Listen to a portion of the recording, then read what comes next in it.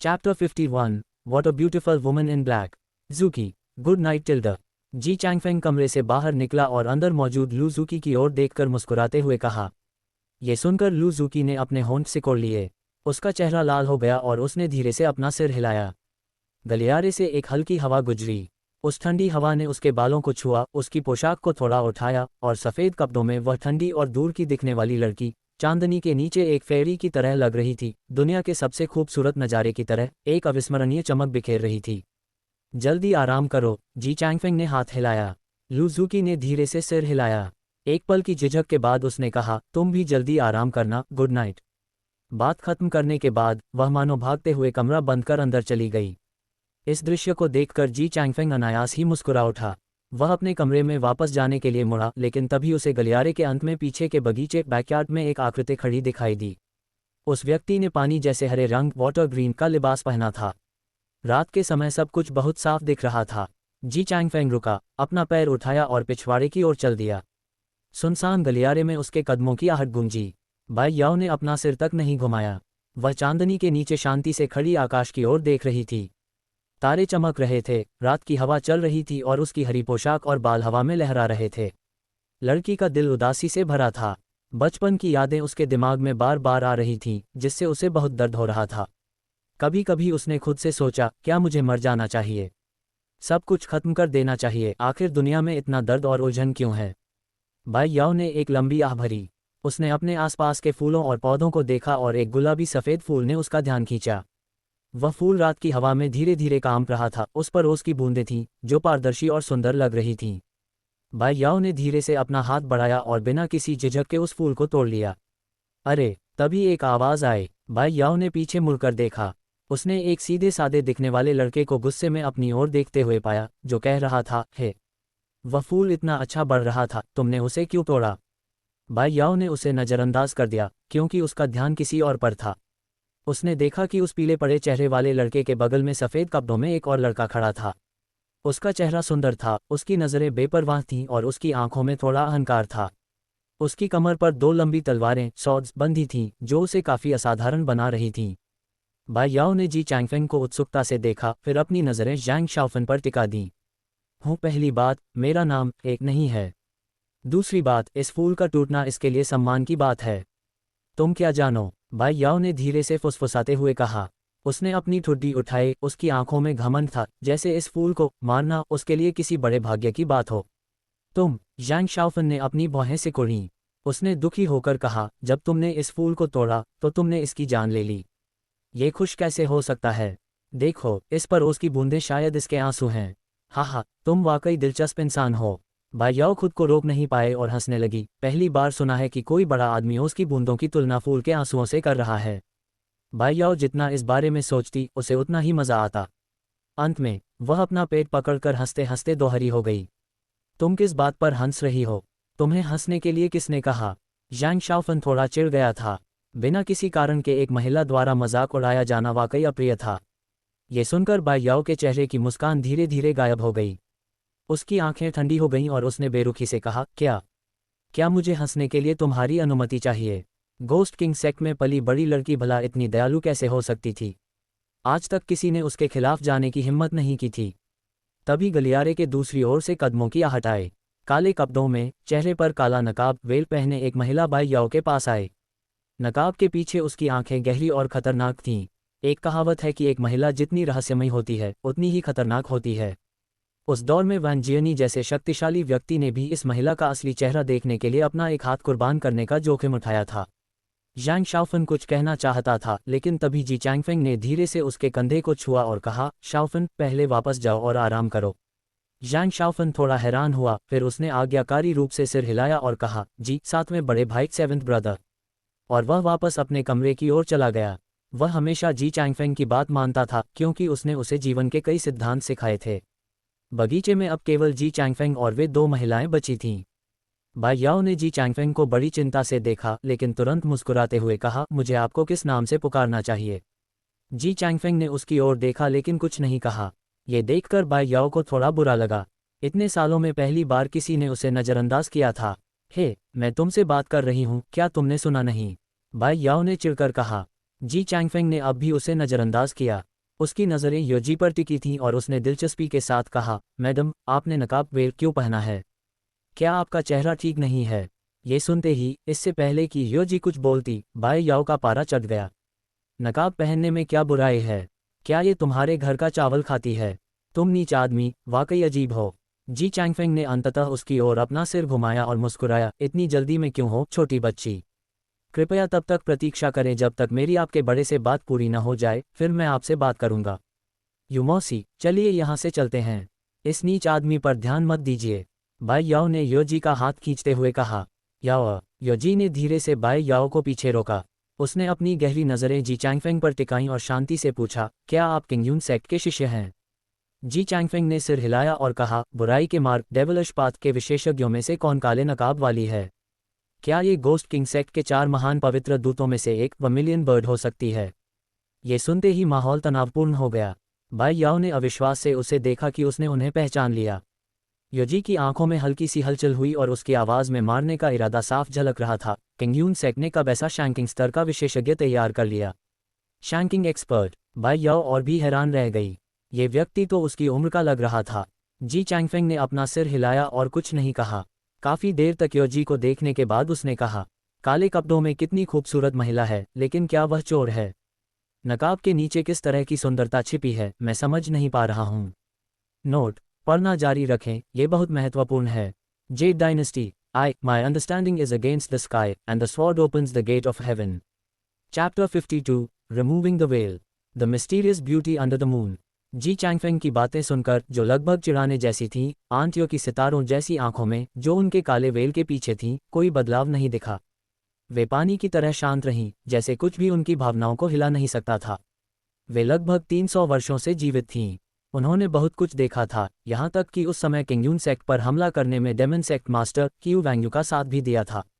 सिवाय उस एक बार के जब उनका वेल उस आदमी ने उठाया था, आज तक उन्हें ऐसी किसी चीज़ का सामना नहीं करना पड़ा था जो उनकी भावनाओं में इतनी हलचल पैदा कर सके। बाई याओ अपनी भौहें सिकोड़ने से खुद को रोक नहीं पाए। उसकी नज़रों में घृणा का भाव था, जो जी चैंगफेंग पर टिकी थी। उसके लिए आंट यू एक माँ की तरह थी, क्योंकि वह बचपन से ही उनके साथ बड़ी हुई थी। अब कोई उसकी माँ को उसके सामने ही चिढ़ा रहा था। जाहिर है, उसे गुस्सा आना ही था। बाई याओ ने जी चैंगफेंग की ओर ठंडी नज़रों से देखा और कहा, किंगयून सेक्ट के डिसाइपल भर्ती करने के मानक इतने नीचे कब गिर गए? वे तुम जैसे बदमाशों को भी स्वीकार करने लगे हैं। बाई याओ के इस ताने का सामना करते हुए जी चैंगफेंग बस धीरे से मुस्कुराया। उसने अपनी कमर पर बंधी ड्रैगन स्लेइंग स्वॉर्ड पर एक हाथ रखा और शांति से अंधेरे गलियारे से बाहर निकल आया। वह आंट्यू और बाई याओ से कुछ ही दूर स्थित एक पवेलियन के पास पहुंचा। जी चैंगफेंग धीरे से रुका और उनकी ओर पीट करके खड़ा हो गया। आसमान की ओर देखते हुए उसकी कमर पर चमकती ड्रैगन स्लेइंग स्वॉर्ड तेज रोशनी बिखेर रही थी। उसने शांत भाव से कहा, क्या मैं पूछ सकता हूं कि आप लोग हेंग सिटी क्यों आए हैं? ये सुनकर बाई याओ उपहास करते हुए बोली, क्या हेंग सिटी तुम्हारी है? ये लड़की अपनी मर्जी से आती जाती है, तुम्हें इससे क्या मतलब? वुश, रात की हवा धीरे से चली। जी चैंगफेंग उस पवेलियन में खड़ा था, उसके वाइट रोब हवा में लहरा रहे थे। उसने शांति से कहा, हेंग सिटी मेरी नहीं है। आप अपनी मर्जी से आ और जा सकती हैं और कोई आपको नहीं रोकेगा, लेकिन अगर आप जाना चाहती हैं तो यह इतना सरल नहीं होगा। स्विश, जैसे ही उसने अपनी बात पूरी की, जी चैंगफेंग की उंगली ने धीरे से धक्का दिया। उसकी कमर पर बंधी ड्रैगन स्लेइंग स्वॉर्ड तुरंत म्यान से आधी बाहर निकल आई, जिससे एक चकाचौंध भरी तलवार की रोशनी प्रकट हुई। भूलना मत, हेंग सिटी मेरे किंगयून सेक्ट का क्षेत्र है। वह शांत आवाज़ और तलवार की वह चमक सुनकर बाई याओ का चेहरा थोड़ा पीला पड़ गया। शैंकिंग रिल्म की शक्ति ऐसी नहीं थी जिसे वह सहन कर सके। स्विश, आंटियों की लंबी आकृति तेजी से चमकी। वह बाई याओ के सामने आ गईं और उसे जी चैंगफेंग के दबाव से सुरक्षित कर लिया। आप क्या चाहते हैं? आंटियों की साफ और ठंडी आवाज़ बहते पानी की तरह सुनाई दी, जो रहस्यमय थी। वेल के नीचे उनकी आंखों में सावधानी का गहरा भाव था। बिना लड़े भी आंटियों बता सकती थीं कि किंगयून सेक्ट का ये बाई बॉय असाधारण रूप से शक्तिशाली है। अगर आमने सामने की लड़ाई हुई तो ज़रूरी नहीं कि वह उसकी बराबरी कर सकें। स्वॉर्ड कल्टिवेटर, वाइट रोब और यह असाधारण शक्ति। आंटियों की आंखें जैसे सोच में खो गईं। क्या किंगयून सेक्ट एक और वैन जियनी पैदा करने वाला था? उनके दिल को अनैच्छिक रूप से उस आदमी की याद आ गई जिसने तब उनका वेल उठाया था। इन दोनों को देखते हुए उनमें वास्तव में कुछ समानताएं थीं। वे दोनों ही बहुत उत्साही और अविश्वसनीय रूप से अभिमानी थे। जी चैंगफेंग धीरे से मुड़ा, उसके चेहरे पर अहंकार और आत्मविश्वास का भाव था। उसने अपने सामने मौजूद उस काली नकाबपोश सुंदरी पर अपनी नज़रें टिका दी और हंसते हुए कहा, अपना वेल हटाओ और मैं तुम्हें जाने दूंगा, अन्यथा तुम आज रात हैंग सिटी से बाहर नहीं जा पाओगी। डेमोनिक सेक्ट के लोगों के प्रति जी चैंगफेंग के मन में कोई अच्छे भाव नहीं थे। आखिर उनकी विचारधाराएं अलग थीं। यदि आप उनके साथ विनम्र होते तो शायद वे परवाह भी नहीं करते, इसलिए थोड़ा सख्त होना ही बेहतर था। या तो अपना वेल हटाओ और मुझे अपना असली चेहरा देखने दो, या फिर यहाँ से मत जाओ। जी चैंगफेंग में जबरदस्त आत्मविश्वास था, उसके पास ऐसी बातें कहने की क्षमता और शक्ति थी। आंटियों का चेहरा तुरंत काला पड़ गया और उनकी ठंडी आवाज़ में मारने के इरादे का हल्का संकेत था। उन्होंने कहा, क्या आप जानबूझकर मुसीबत मोल ले रहे हैं? सही कहा, जी चैंगफेंग ने सीधे तौर पर सिर हिलाया। उस स्थिति में फिर चलिए एक लड़ाई हो जाए, आंटियों ने शांति से कहा। आखिरी व्यक्ति जो उनका वेल उठाना चाहता था वह अब मर चुका था। हालांकि वह व्यक्ति अंततः वेल उठाने में सफल रहा था, लेकिन इसके लिए उसे भारी कीमत चुकानी पड़ी थी। जी चैंगफेंग धीरे से मुस्कुराया और बोला, चलिए शहर के बाहर लड़ते हैं। अपनी बात पूरी करते ही उसकी आकृति ओझल हो गई। वह तुरंत माउंटेन एंड सी गार्डन से बाहर निकल गया। ये देख आंटियों ने भी संकोच नहीं किया और तुरंत उसके पीछे चली गईं। आंटियों, बाई याओ कुछ चिंतित थी। एक पल की हिचकिचाहट के बाद उसने भी पीछे जाने का फैसला किया। हिंग सिटी के बाहर एक चौड़ी खाई मोड़ के पास व्हाइट रोब पहने एक आकृति खड़ी थी। जी चैंगफेंग की कमर पर 2 डिवाइन सॉर्ड्स थीं। उसने पीछे मुड़कर देखा, उसके चेहरे पर सूक्ष्म आत्मविश्वास था। शैंकिंग रेल्म में ब्रेक थ्रू किए हुए उसे काफ़ी समय हो गया था, लेकिन उसने कभी अपनी पूरी शक्ति का प्रदर्शन नहीं किया था। 7 पीक्स टूर्नामेंट के दौरान भी उसने अपनी शक्ति का केवल 30 या 40% ही इस्तेमाल किया था, इस डर से कि कहीं वह गलती से किसी को एक ही वार में न मार दे।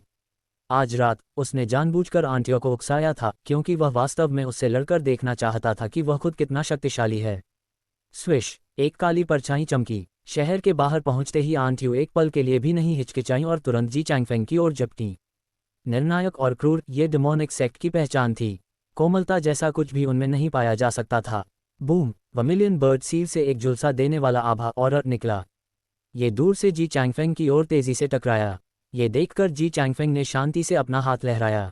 बूम, तुरंत ही एक विशाल स्वॉर्ड इंटेंट आसमान की ओर उठा, जो सीधे बादलों तक जा पहुंचा। हल्के नीले रंग की स्वॉर्ड इंटेंट की एक लहर वर्मिलियन बर्ड सील से जोर से टकराए और उसे सीधे दूर धकेल दिया। इतने समय के बाद ये पहली बार है जब जी ने अपनी पूरी शक्ति का प्रदर्शन किया है, जी चैंगफेंग ने शांति से कहा। स्विश, उसने धीरे से अपनी कमर से ड्रैगन स्लेइंग स्वॉर्ड निकाली। पल भर में तलवार की रोशनी चमकी। उस चकाचौंध रोशनी ने दूर से आ रही बाई याओ को अपनी आंखें ढकने और बंद करने पर मजबूर कर दिया। ये तो ड्रैगन स्लेइंग स्वॉर्ड है। जैसे ही आंटियों ने उस डिवाइन स्वॉर्ड को देखा, वे ठिठक गईं। वे उस जगह हक्की बक्की खड़ी रह गईं, एक पल के लिए हमला करना भी भूल गईं। स्विश, तलवार की रोशनी चमकी। जैसे ही आंटियों सोच में डूबी थीं, एक स्वॉर्डची पहले ही उनकी ओर बढ़ चुकी थी। ओह नहीं, आंटियों जल्दी से हकीकत में वापस आईं। लेकिन उस स्वॉर्डची की गति बहुत तेज थी। ध्यान भटकने के उस पल में वे बचने का सबसे अच्छा समय गंवा चुकी थीं। स्विश, वह स्वॉर्डची सीधे आंटियों के गाल के पास से निकल गई। उसने उन्हें घायल नहीं किया, लेकिन उसने उनके चेहरे से वह वेल खींच लिया। एक पल में जी चैंगफेंग की आंखों के सामने एक आदर्श चेहरा प्रकट हुआ। वह सुंदर चेहरा तराशे हुए संगमरमर की तरह था, नाजुक और कोमल, बर्फ जैसी त्वचा, निष्कलंक और साफ। आंखें शरद ऋतु के पानी की तरह स्पष्ट और जीवंत थीं। एक पल के लिए आंटियों पूरी तरह स्तब्ध रह गईं। वे अपने सामने खड़े उस बाई बॉय को खाली नजरों से देखती रहीं, हाथ में वर्मिलियन बर्ड सील लिए हुए, ये समझ नहीं पा रही थी कि क्या करें। जैसा सोचा था, वह वास्तव में एक परम सुंदरी है। जी चैंगफेंग ने अपने सामने आंटियों को देखा, उसके चेहरे पर एक संतोषजनक मुस्कान आ गई। उसने धीरे से अपने हाथ में पकड़ी ड्रैगन स्लेइंग स्वॉर्ड को वापस रख लिया और जमीन से वह काला वेल उठाने के लिए हाथ बढ़ाया। इसे याद रखना, अब से जब तुम मेरे सामने हो तो अपना वेल खुद उतारना याद रखना, अन्यथा मैं व्यक्तिगत रूप से इसे उतारने में तुम्हारी मदद करूंगा। जी चैंगफेंग धीरे से मुस्कुराया। उसने अपने हाथ में मौजूद काले वेल को आंटियों की ओर उछाला और फिर बिना किसी हिचकिचाहट के मुड़कर चला गया। सोच में डूबी आंटियों ने वह वेल पकड़ लिया। वह जी चैंगफेंग की जाती हुई पीठ को खाली नजरों से देखती रही, उनका मन अनगिनत विचारों से भर गया था। 300 साल पहले भी बिल्कुल ऐसा ही दृश्य था। Z dynasty, my understanding is against the sky, and the sword opens the gate of heaven. Chapter 53, A single sword annihilates myriad bats. Keep your dog eyes to yourself. Aren't you? क्या आप ठीक हैं? एक लड़की की सतर्क आवाज़ उनके कानों में गूंजी। योजी होश में आईं। उन्होंने शांति से अपने हाथ में मौजूद काला वेल पहन लिया और धीमे से कहा, याओ, मैं ठीक हूँ। हालांकि उन्होंने ऐसा कहा, लेकिन उनकी नज़रें अभी भी उस सफ़ेद कपड़ों वाली पीठ पर टिकी थीं। भले ही वह व्यक्ति बहुत पहले ओझल हो चुका था, फिर भी उन्होंने अपनी नज़रें नहीं हटाईं। बाई याओ सावधानी से एक तरफ खड़ी थी। उसे नहीं पता था कि क्या कहना है। वह योजी की पहचान जानती थी। योजी न केवल गोस्ट किंग सेक्ट के 4 ग्रेट होली मैसेंजर्स में से एक थी, बल्कि कभी एक निश्चित डेमोनिक कल्ट कबीले की सेंटेस भी थीं। उस कबीले का नियम था कि सेंटेस का पद संभालने वाली महिला को बचपन से ही नकाब वेल्प में रहना होगा और खुद को होली मदर मिंग वैंग की सेवा में समर्पित करना होगा। यदि उसका चेहरा किसी दूसरे पुरुष द्वारा देख लिया जाता है तो उसे या तो उसे मारना होगा या फिर उसी से शादी करनी होगी। इसलिए योजी ने धीरे धीरे अपने दिल की भावनाओं के उतार चढ़ाव को शांत किया। वह चुपचाप मुड़ी और नरमी से बोली, याओ, आदेश दो, हम आज रात हैंग सिटी छोड़ रहे हैं। जी आंट यू, बाई याओ ने आज्ञाकारी भाव से सिर हिलाया। अगले दिन सुबह सवेरे जी चैंगफेंग जल्दी उठ गया। क्लिक। जैसे ही उसने अपना दरवाज़ा खोला, सामने वाले कमरे से भी एक सफ़ेद कपड़ों वाली लड़की बाहर निकली। क्या वह अभी अभी हाथ मुंह धोकर आई थी? बालों की एक लट उसके सुंदर निष्कलंक चेहरे पर चिपकी हुई थी और उसकी नम आंखें अभी भी थोड़ी धुंधली थीं। ज़ूकी, मॉर्निंग, जी चैंगफेंग ने मुस्कुराते हुए अभिवादन किया। सीनियर ब्रदर जी, मॉर्निंग, लू ज़ूकी ने अपना सिर झुका लिया, उसके गाल थोड़े लाल हो गए थे। तुमने मुझे क्या बुलाया? मैंने अभी साफ नहीं सुना, क्या तुम इसे फिर से कह सकती हो? जी चैंगफेंग ने आंखें झपकाईं। ये सुनकर लू ज़ूकी ने अपने होंठ सिकोड़ लिए। उसने जी चैंगफेंग को एक झुंझलाहट भरी नज़र दी, फिर मुड़कर नीचे की ओर चल दी। अरे ज़ूकी, रुको मेरे लिए। पीछे से आती आवाज़ सुनकर लू ज़ूकी ने चुपके से अपने कदमों की गति धीमी कर दी। दोनों साथ साथ नीचे आए। ची हाओ और ज़ैंग शाओफन भी कुछ ही देर बाद नीचे आ गए। माउंटेन एंड सी गार्डन में हल्का नाश्ता करने के बाद उन्होंने सीधे हैंग सिटी छोड़ दिया। उनका इरादा स्वॉर्ड कंट्रोल टेक्निक का उपयोग करके कॉन्गजैंग माउंटेन तक पहुंचने का था। स्विश। हैंग सिटी के बाहर ची हाओ और अन्य लोगों ने एक एक करके अपनी इमॉर्टल स्वॉर्ड्स मंगवाईं। लू ज़ूकी ने टियन्या डिवाइन स्वॉर्ड बुलाए। उसने एक हल्की नज़र डाली और ये देखकर कि जी चैंगफेंग का स्वॉर्ड कंट्रोल टेक्निक इस्तेमाल करने का कोई इरादा नहीं है, वह चुपके से आगे बढ़ी। उसने अपने पीछे काफ़ी जगह खाली छोड़ दी, जो 2 लोगों के खड़े होने के लिए पर्याप्त थी। ये देखकर जी चैंगफेंग धीरे से मुस्कुराया। वह बिना किसी संकोच के लू ज़ूकी के पीछे खड़ा हो गया। एक हल्की, सुखद सुगंध उसकी नाक तक पहुंची। यह शायद एक युवा लड़की की खुशबू थी, है ना? स्विश। तलवार की रोशनी की एक चमक के साथ चारों ने कॉन्गजैंग माउंटेन की अपनी यात्रा शुरू की। कॉन्गजैंग माउंटेन हैंग सिटी से लगभग 3000 लीग दूर था। चारों ने लगभग आधा दिन स्वॉर्ड कंट्रोल टेक्निक का उपयोग करते हुए बिताया और अंततः दोपहर में अंधेरा होने से पहले अपनी मंजिल पर पहुंच गए। अपने सामने कॉन्गजैंग माउंटेन को देखते हुए ची हाओ ने जी चैंगफेंग की ओर देखा और पूछा, जूनियर ब्रदर जी, अब हमें आगे क्या करना चाहिए? क्या हमें सीधे मिरियड बैट एंशिएंट केव की तलाश करनी चाहिए, या हमें पहले टियनियन टेम्पल और फेंशियांग वैली के डिसाइपल्स से मिलना चाहिए? ये सुनकर जी चैंगफेंग ने थोड़ा विचार किया और कहा, पहले अंधेरा होने तक इंतजार करने के लिए कोई जगह ढूंढते हैं। अंधेरा होने तक इंतजार, इसका क्या मतलब है? ची हाओ थोड़ा चौंक गया। ज़ैंग शाओफन और लू ज़ूकी ने भी उसकी ओर देखा। जी चैंगफेंग ने समझाया, ब्लड रिफाइनिंग हॉल ने मिरियड बैट एंशिएंट केव में बड़ी संख्या में खून चूसने वाले चमगादड़ ब्लड सकिंग बैट्स पाले हैं। ये चमगादड़ रात में बहुत सक्रिय हो जाते हैं। हमें बस अंधेरा होने तक इंतजार करना है, फिर उन चमगादड़ों को ढूंढना है और हम उनके सुरागों का पीछा करते हुए मिरियड बैट एंशिएंट केव तक पहुंच जाएंगे। रही बात टियनियन टेम्पल और फेंशियांग वैली के लोगों की, मुझे लगता है कि वे भी यही सोचेंगे। जी चैंगफेंग को टियनियन टेम्पल और फेंशियांग वैली के लोगों के प्रति कोई विशेष लगाव नहीं था। वैसे भी उसकी ताकत के साथ अकेले मिरियड बैट एंशिएंट केव के डंजन को संभालना काफ़ी था। उनसे मिलना या न मिलना कोई फर्क नहीं डालता था। ची हाओ ने सिर हिलाया और कहा, तो फिर पहले आराम करते हैं। चारों को एक खुली जगह मिली, अपनी आंखें बंद करके आराम किया और शांति से रात होने का इंतजार करने लगे। जल्द ही आसमान पूरी तरह से काला हो गया। जी चैंगफेंग और अन्य तीनों ने एक दूसरे की ओर देखा, फिर सब उठ खड़े हुए और खून चूसने वाले चमगादड़ों के निशानों की तलाश में कॉन्गजैंग माउंटेन की ओर चल पड़े। वुश। कॉन्गजैंग माउंटेन में प्रवेश करने के कुछ ही समय बाद उन्हें दूर एक दिशा की ओर उड़ता हुआ एक बड़ा काला झुंड दिखाई दिया, जिसने आसमान को ढक लिया था। वह क्या है? ज़ैंग शाओफन की आंखें फटी रह गईं। जी चैंगफेंग ने लापरवाही से देखा और कहा, वह चीज़ एक ब्लड सकिंग बैट है। चलो, उसका पीछा करो। जैसे ही उसने अपनी बात पूरी की, उसने सबसे पहले मोजू डिवाइन स्वॉर्ड निकाली, स्वॉर्ड कंट्रोल टेक्निक को सक्रिय किया और man and sword is one बनकर तुरंत एक स्वॉर्ड रेनबो में बदल गया और चमगादड़ों का पीछा करने लगा। ये देखकर ची हाओ और अन्य 2 हैरान रह गए। उन्होंने जल्दी से स्वॉर्ड कंट्रोल टेक्निक का उपयोग करके पीछा किया। लेकिन वे अभी भी जी चैंगफेंग की गति की बराबरी नहीं कर सके। क्या इसीलिए उसने पहले स्वॉर्ड कंट्रोल टेक्निक का इस्तेमाल नहीं किया था? ची हाओ और अन्य लोग अचानक समझ गए। जी चैंगफेंग पूरे रास्ते स्वॉर्ड कंट्रोल टेक्निक का उपयोग करने में आलस क्यों कर रहा था? स्वाभाविक रूप से ऐसा इसलिए था क्योंकि उसकी गति बहुत तेज थी। ची हाओ और अन्य लोग उसका मुकाबला नहीं कर सकते थे। स्विश, एक निश्चित क्षेत्र में उड़ने के बाद जी चैंगफेंग रुक गया, क्योंकि उसने देखा कि आगे एक खुली जगह में 3 पुरुष और एक महिला को अनगिनत चमगादड़ों ने घेर रखा था। वे हैं ज़ैंग शाओफन और अन्य लोग भी पहुंच गए। उन्होंने उत्सुकता से नीचे घिरे हुए 3 पुरुषों और एक महिला को देखा। जी चैंगफेंग ने सहजता से कहा, शायद वे टिएनयन टेम्पल और फेंशियांग वैली के डिसाइपल्स हैं। हालांकि वह वास्तव में इस समूह के साथ नहीं चलना चाहता था, लेकिन चूंकि वह उनसे मिल गया था तो उन्हें मरने के लिए छोड़ना अच्छा नहीं होता। जैसे ही उसने अपनी बात पूरी की, जी चैंगफेंग ने एक कदम आगे बढ़ाया। तुरंत बाद उसकी कमर से slays the dragon slaying sword म्यान से बाहर निकल आई। स्विश, एक पल में तलवार की एक चकाचौंध रोशनी चमकी और ओझल हो गई। नीचे के अनगिनत चमगादड़ इस शानदार रोशनी से सीधे भस्म हो गए। बूम! चमगादड़ों की अनगिनत लाशें एक छोटे पहाड़ की तरह गिर गईं, जिससे टिएनयन टेम्पल और फेंशियांग वैली के डिसाइपल सीधे दब गए। जी चैंगफेंग और अन्य लोग नीचे उतरे। उन्होंने देखा कि टिएनयन टेम्पल के कई लोग लाशों के ढेर से बाहर निकलने के लिए संघर्ष कर रहे थे। उनके शरीर चमगादड़ों के खून से लथपथ थे और उनसे एक तेज दुर्गंध आ रही थी। जी चैंगफेंग और अन्य लोग चुपके से एक कदम पीछे हट गए। लूजू की चुपचाप जी चैंगफेंग के पीछे छिप गई। उसने अपनी भौहें सिकुड़ी, अपना हाथ मुंह और नाक पर रखा और उसके सुंदर चेहरे पर घृणा का भाव आ गया। अमिताभ, गंदे खून से सने एक युवा भिक्षु मॉन्क ने बौद्ध मंत्र का जाप किया। उसने जी चैंगफेंग और अन्य तीनों को प्रणाम किया और कहा, क्या मैं पूछ सकता हूं कि क्या आप महानुभाव किंगयून सेक्ट के प्रतिष्ठित डिसाइपल्स हैं?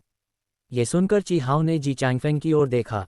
ये देखकर कि उसका बोलने का कोई इरादा नहीं है, वह आगे बढ़ा और बोला, बिल्कुल, मैं किंगयून सेक्ट का ची हाओ हूं। और ये हैं। ची हाओ ने दूसरे पक्ष को जी चैंगफेंग और अन्य लोगों का परिचय दिया।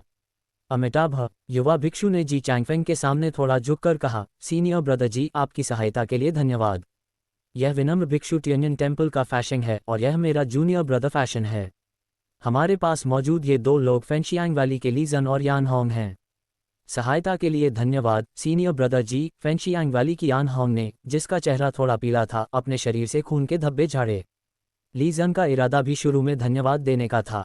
आखिर जी चैंगफेंग का एक ही तलवार से हजारों चमगादड़ों को खत्म करने का तरीका काफी असाधारण था। लेकिन जैसे ही उसने ऊपर देखा, उसने जी चैंगफेंग के पीछे एक महिला को खड़े देखा, जो किसी हेवनली इमॉर्टल की तरह लग रही थी। उसका चेहरा निष्कलंक था और उसकी हल्की सी सिकुड़ी हुई भौहें देखकर किसी को भी उस पर दया आ सकती थी। एक पल के लिए लीजन उसे खाली नजरों से घूरने लगा। स्विश, तभी अचानक हवा में एक विशाल स्वॉर्ड इंटेंट प्रकट हुआ और बिना किसी संकोच के लीजन पर दबाव बनाने लगा। लीजन के मुंह से आवाज निकली, उसका चेहरा तुरंत पीला पड़ गया और वह कुछ कदम पीछे लड़खड़ा गया। अपनी इन कुत्तों जैसी आंखों को काबू में रखो, keep your dog eyes to yourself. एक उदासीन आवाज सुनाई दी। देखने पर पता चला कि जी चैंगफेंग ठंडी नजरों से लीजन को घूर रहा था। अभी अभी जो स्वॉर्ड इंटेंट महसूस हुआ था, वह उसी ने छोड़ा था। Z dynasty, my understanding is against the sky, and the sword opens the gate of heaven.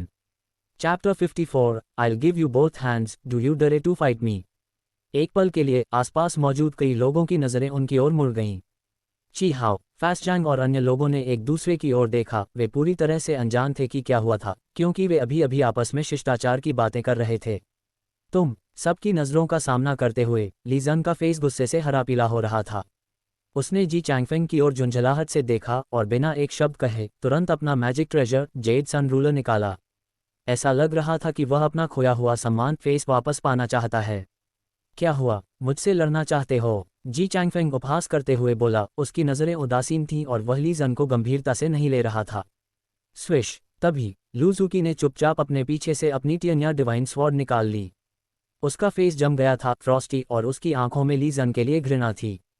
उसी समय चमगादड़ों के खून की तेज दुर्गंध आए और लूजुकी अपनी बाहें सिकुड़ने से खुद को नहीं रोक पाए। उसके फेस पर तिरस्कार का भाव आ गया। जी चैंगफेंग ने शांति से हाथ बढ़ाया और लूजुकी को थाम लिया। उसने धीरे से टियन्या डिवाइन स्वॉर्ड को वापस म्यान में दबा दिया, फिर लीजन की ओर देखकर कहा, जी तुम्हें अपने दोनों हाथों की छूट गिव यू बोथ हैंड्स देता है, क्या तुम अब भी मुझसे लड़ने की हिम्मत रखते हो? जैसे ही उसने अपनी बात पूरी की, जी चैंगफेंग ने धीरे से अपने दोनों हाथ अपनी पीठ के पीछे कर लिए। फिर उसने सीधे तौर पर एक शक्तिशाली औरत छोड़ा जो बिना किसी हिचकिचाहट के ली जन पर दबाव बनाने लगा। रंबल, शैंकिंग रेल्म का वह दबाव एक शक्तिशाली स्वॉर्ड इंटेंट के साथ मिलकर किसी ज्वार की लहर टाइडल वेव की तरह उन पर छा गया। एक पल में वहां मौजूद सभी लोगों के चेहरे के हाव भाव बदल गए। वे अविश्वास के साथ जी चैंगफेंग को देखने लगे, उनकी आंखें आश्चर्य से भरी थीं। भले ही यह औरत जानबूझकर उन पर निशाना नहीं साध रहा था, फिर भी उन्हें उत्पीड़न का एक बेहद शक्तिशाली एहसास हो रहा था। शैंकिंग रेल्म, सभी ने सदमे के साथ जी चैंगफेंग की ओर देखा। तुम, ली जन का फेस लाल हो गया। वह पूरी तरह से इस औरत के निशाने पर था और उसे मौके पर ही सीधे जी चैंगफेंग के सामने घुटने टेकने पर मजबूर कर दिया गया। बूम, जेड सन रूलर से तेज रोशनी निकली। ली जन अपने मैजिक ट्रेजर की शक्ति का उपयोग करके इस औरत के बंधन को जबरदस्ती तोड़ना चाहता था। एम्फ, जी चैंगफेंग ठंडी आवाज में फुफकारा। अगले ही पल एक और भी हिंसक स्वॉर्ड इंटेंट फूटा। जेड सन रूलर से निकलने वाली रोशनी को उस स्वॉर्ड इंटेंट ने पूरी तरह कुचल दिया और खुद ली जन सीधे जमीन पर दब गया। उसका मुंह मिट्टी से भर गया। अमिताभ फास्टजैंग ने बौद्ध मंत्र का जाप किया, फिर जल्दी से मामले को शांत करने के लिए आगे बढ़ते हुए कहा, दोनों सीनियर ब्रदर्स क्रोधित क्यों हैं? इस यात्रा पर हमारा एक महत्वपूर्ण मिशन है, इसलिए हमें छोटी छोटी बातों पर अपनी सद्भाव हार्मनी नहीं बिगाड़नी चाहिए। ये सुनकर जी चैंगफेंग ने उदासीनता से फास्टजैंग की ओर देखा और अंत में धीरे धीरे अपना ऑरा वापस ले लिया। और निश्चित रूप से उसने जोर से उसका मजाक भी उड़ाया। ब्रदर ली, जी ने तुम्हें पहले ही दोनों हाथों की छूट दे दी थी, फिर भी तुम जीत क्यों नहीं पाए? फेंशियांग वैली के एलीट डिसाइपल का खिताब, इसमें कुछ अतिशयोक्ति एग्जैजरेशन लगती है। तुम, ली जन की आंखें तुरंत फैल गईं। वह शर्मिंदगी के साथ उठा और गुस्से में जी चैंगफेंग को घूरने लगा, लेकिन अंत में यानहोंग के समझाने पर उसने अपना मैजिक ट्रेजर वापस रख लिया। एम्फ, ली जन ठंडी आवाज में फुफकारा। उसने जानबूझकर दूसरों की ओर देखने से परहेज किया और अपनी नजरें कहीं और घुमा लीं। यानहोंग अजीब तरह से मुस्कुराए। एक पल के लिए उसे समझ नहीं आया कि क्या करे। अमिताभ फास्टजैंग ने सम्मानजनक स्वर में जी चैंगफेंग से पूछा, सीनियर ब्रदर जी, क्या आपने शायद शैंकिंग रेल्म में ब्रेक थ्रू हासिल कर लिया है? जैसे ही ये शब्द कहे गए, सबकी नज़रें जी चैंगफेंग पर टिक गईं। ची हाओ और अन्य लोगों को संदेह तो था, लेकिन क्या जी चैंगफेंग ने वास्तव में शैंकिंग में ब्रेक थ्रू किया था, वे नहीं जानते थे। फास्टजैंग के सवाल का सामना करते हुए जी चैंगफेंग ने थोड़ा सिर हिलाया और शांति से कहा, यह बस किस्मत का खेल था। ये सुनकर सभी चौंक गए। उसने सच में ब्रेक थ्रू कर लिया था। शैंकिंग रेल्म की ताकत का मतलब था कि टियनियन टेम्पल या फेंशियांग वैली में वह कम से कम एक एल्डर की ताकत के बराबर था। लेकिन जी चैंगफेंग की उम्र क्या थी? उसने कितने वर्षों तक कल्टिवेशन की थी? ची हाओ ने आह भरी, जूनियर ब्रदर जी ने 5 साल पहले सेक्ट में प्रवेश किया था और पहले ही शैंकिंग रेल्म तक पहुंच चुके हैं और इस 7 पीक्स टूर्नामेंट में शीर्ष स्थान भी जीता है। वे बस एक प्रोडिजी अद्भुत प्रतिभा हैं। ची हाओ ने आखिरी शब्द नहीं कहा, लेकिन उसके लहजे में जो झिझक और हैरानी थी, उसे कौन नहीं सुन सकता था। ली जन का मुंह थोड़ा टेढ़ा हो गया। सेक्ट में आने के 5 साल बाद ही शैंकिंग में ब्रेक थ्रू, इससे पंगा नहीं लिया जा सकता, बिल्कुल नहीं। लूजू की खाली नज़रों से जी चैंगफेंग को देखती रही। उसने अपने होंठ थोड़े सिकोड़ लिए, पता नहीं वह क्या सोच रही थी। ज़ैंग शाओफन ने प्रशंसा के साथ जी चैंगफेंग की ओर देखा, ये सोचते हुए कि ये है मेरे 7th ब्रदर। ठीक है, बहुत बातें हो गईं। जी चैंगफेंग ने अपना हाथ हल्का सा लहराया और कहा, मैंने जानबूझकर पहले एक खून चूसने वाले चमगादड़ को जिंदा छोड़ दिया था। वह शायद उसी दिशा में उड़ा है। मिरियड बैट एंशिएंट केव का स्थान उसी क्षेत्र में होना चाहिए। जी चैंगफेंग ने पास ही एक जगह की ओर इशारा किया। ये सुनकर फास्टजैंग का चेहरा गंभीर हो गया। उसने कहा, सीनियर ब्रदर जी, क्या आप कह रहे हैं कि चमगादड़ों का ये समूह जिसे हमने देखा, उन्हें ब्लड रिफाइनिंग हॉल द्वारा पाला गया था? सही कहा। जी चैंगफेंग ने सिर हिलाया। एक संक्षिप्त चर्चा के बाद सभी एक निश्चित दिशा में जी चैंगफेंग का अनुसरण करने के लिए सहमत हो गए, मिरियड बैट एंशिएंट केव के सटीक स्थान की तलाश में। कुछ ही समय बाद वे कोंगजैंग माउंटेन के बीच के रास्ते पर पहुंचे और वास्तव में वहां एक अजीब गुफा मिली। अंदर देखने पर अनगिनत चमगादड़ छत से लटके हुए थे, उनकी लाल आंखें सीधे जी चैंगफेंग और अन्य लोगों को घूर रही थीं। इस दृश्य को देखकर सभी को अपने रोंगटे खड़े होते महसूस हुए। इतने सारे चमगादड़ प्रवेश द्वार की रखवाली कर रहे हैं, क्या वे अंदर भी जा पाएंगे? लूजुकी ने उन अनगिनत चमगादड़ों को देखा। उसका फेस पीला पड़ गया और उसने चुपचाप हाथ बढ़ाकर जी चैंगफेंग की आस्तीन पकड़ ली। सीनियर ब्रदर जी, अब हमें आगे क्या करना चाहिए? टियनियन टेम्पल के फास्टजैंग ने पूछा। चूंकि जी चैंगफेंग ने अपनी शैंकिंग रेल्म की कल्टिवेशन का खुलासा कर दिया था, इसलिए इस समूह ने स्पष्ट रूप से उसे अपना नेता मान लिया था और वे सभी मामलों में उसकी राय सुनने लगे थे। जी चैंगफेंग ने लूजुकी की ओर देखा, उसे आश्वस्त करने वाली नज़र दी, फिर विचार किया, हालांकि इन चमगादड़ों से निपटना आसान है, लेकिन उनकी संख्या अभी भी बहुत अधिक है। चलिए कल तक इंतजार करते हैं। कल सुबह हम मिरियड बैट एंशिएंट केव की ओर निकलेंगे। सबने सिर हिलाया। उन्हें गुफा के बाहर एक खुली जगह मिली जहां वे चौकड़ी मारकर बैठ गए, अपनी आंखें बंद करके आराम किया और शांति से भोर डॉन होने का इंतजार करने लगे। कुछ घंटों के बाद चांद ढल गया और सूरज धीरे धीरे निकल आया। गुफा के अंदर के चमगादड़ भी अपने शरीर को सिकुड़कर नींद की अवस्था में चले गए। चमगादड़ निशाचर जीव होते हैं। दिन के समय जब तक उन्हें किसी घातक संकट का सामना न करना पड़े वे अपने घोंसले नहीं छोड़ते। सब लोग चलिए अंदर चलते हैं। जी चैंगफेंग ने अपने आसपास के लोगों की ओर देखा। ये सुनकर सबने सिर हिलाया। उन सभी ने अपने मैजिक ट्रेजर्स निकाले और सावधानी से मिरियड बैट एंशिएंट केव के अंदर चले गए। स्विश! जैसे ही उन्होंने गुफा में प्रवेश किया, जी चैंगफेंग ने बिना किसी हिचकिचाहट के जमीन पर एक बर्फ आधारित मंत्र आइस टाइप स्पेल चलाया। इस दृश्य ने तुरंत सबको चौंका दिया। Z dynasty, my understanding is against the sky, and the sword opens the gate of heaven. Chapter 55, G kills people, never needs a second sword. Senior brother, यह क्या है? फैशिंग ने थोड़ा हैरान होते हुए पूछा। आसपास के अन्य लोगों ने भी मुड़कर देखा। ली जन उसका थोड़ा मजाक उड़ाना चाहता था, लेकिन जब उसने जी चैंगफेंग की भयानक शक्ति के बारे में सोचा तो अंततः उसने आज्ञाकारी भाव से अपना मुंह बंद कर लिया और चुपचाप पीछे हट गया। फेंशियांग वैली के भविष्य के यंग वैली मास्टर के रूप में वह थोड़ा अभिमानी तो था लेकिन मूर्ख नहीं था। सेक्ट में प्रवेश करने के 5 साल बाद ही शैंकिंग रेल्म तक पहुंचने वाला कोई व्यक्ति उसकी प्रतिभा कितनी अविश्वसनीय है यह अलग बात है, पर केवल उसकी शक्ति ही उसे चुप कराने के लिए पर्याप्त थी। सबकी हैरानी के बीच जी चैंगफेंग ने शांति से अपने सिर के ऊपर मौजूद अनगिनत ब्लड सकिंग बैट्स की ओर इशारा करते हुए कहा, चमगादड़ों का ये झुंड कम से कम पिछले कुछ दशकों से इस गुफा पर कब्जा किए हुए है। वे दशकों से यहाँ खा पी रहे हैं और अपनी ज़रूरतें पूरी कर रहे हैं। हमारे पैरों के नीचे कितना बैड ग्वानो चमगादड़ों की गंदगी जमा हो गया होगा ये कौन जानता है। जी चैंगफेंग की बात सुनकर लू ज़ूकी का फेस तुरंत सफ़ेद पड़ गया। फेंशियांग वैली की यान होंग भी थोड़ी असहज दिखने लगी। उन दोनों ने अपने पैरों की ओर देखा और वास्तव में वहाँ चमगादड़ों की गंदगी की एक मोटी परत जमा थी। दोनों महिलाओं ने खुद को थोड़ा भाग्यशाली महसूस किया। अगर जी चैंगफेंग ने आइस मैजिक का उपयोग नहीं किया होता तो जैसे ही वे कदम रखती वे शायद तुरंत उसमें धंस जातीं। आगे बढ़ते हैं। जी चैंगफेंग ने सामने से नेतृत्व करते हुए गुफा की गहराइयों की ओर रास्ता दिखाया। स्विश! उसके हर कदम के साथ उसके पैरों से एक ठंडी ची लहर निकलती जो आसपास की जमीन को बर्फ से जमा देती थी। इससे सभी लोग उस गंदगी में धंसने के बजाय ठोस जमीन पर चलने में सक्षम हो गए। सभी लोग मिरियड बैट एंशिएंट केव की गहराइयों में पहुंचे। अचानक उन्हें अपने सामने 2 नए रास्ते रोड फॉक्स मिले। गुफा के प्रवेश द्वार घने अंधेरे से भरे थे, ठीक वैसे ही जैसे कोई विशाल राक्षस अपना खूनी मुंह खोले शिकार के जाल में फंसने का इंतजार कर रहा हो। रास्ते के बीच में एक पत्थर की पटिया स्टोन टैबलेट खड़ी थी जिस पर खून जैसे लाल रंग से 4 अक्षर खुदे थे। इलाही मार्ग मेरे साथ है। Divine way is with me. ये डेमोनिक कल्टिवेटर्स हेवनली वे की बात कैसे कर सकते हैं? सबके अंदर गुस्से की एक लहर दौड़ गई। फैशिंग ने अपना मैजिक ट्रेजर रिबर्थ बीड निकाला जिसकी हल्की रोशनी ने आसपास के वातावरण को रोशन कर दिया। उसने सामने के 2 रास्तों को देखा और जी चैंगफेंग से पूछा, सीनियर ब्रदर जी अब हमें क्या करना चाहिए? जी चैंगफेंग ने मन ही मन सोचा, अब अलग होने का समय है। हम चारों बाईं ओर के रास्ते से जाएंगे। सीनियर ब्रदर फैशिंग, आप और फेंशियांग वैली के 2 डाउस्ट भाई दाईं ओर के रास्ते से जाएंगे। यदि आपका सामना किसी अप्रत्याशित स्थिति से होता है तो अपनी रक्षा करने की कोशिश करें और पीछे हट जाएं। ये सुनकर फैशिंग ने सिर हिलाया। वे सभी अपने अपने सेक्ट के कुलीन डिसाइपल्स थे। भले ही उनका कल्टिवेशन स्तर जी चैंगफेंग जितना गहरा न हो, लेकिन जीवित रहने के मामले में उन्हें निश्चित रूप से कोई समस्या नहीं थी।